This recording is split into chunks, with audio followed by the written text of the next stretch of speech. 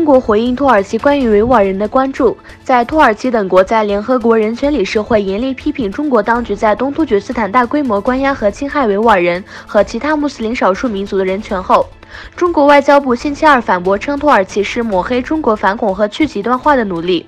外交部发言人卢康说，土耳其的一些人并没有看到基本的事实，而是继续抨击中国的反恐和反激进化努力，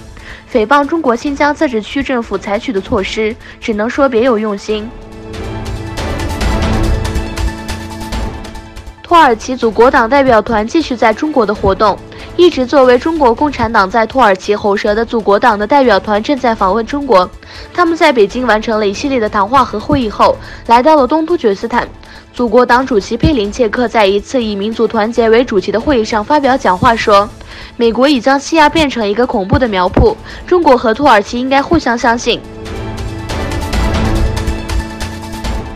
好党议员会见了查乌什奥路，一群好党议员，其中包括好党副主席卢特甫·图尔堪和奥米特·奥兹达格，会见了土耳其外交部长查乌什奥路，讨论了几十年来遭受中国压迫的东突厥斯坦和维吾尔人的局势。另一方面，中国继续对土耳其对维吾尔人的关注作出反应。外交部发言人卢康说，土耳其的一些人并没有看到基本的事实，而是继续抨击中国的反恐和反激化劲努力，诽谤中国新疆自治区政府采取的措施，只能说别有用心。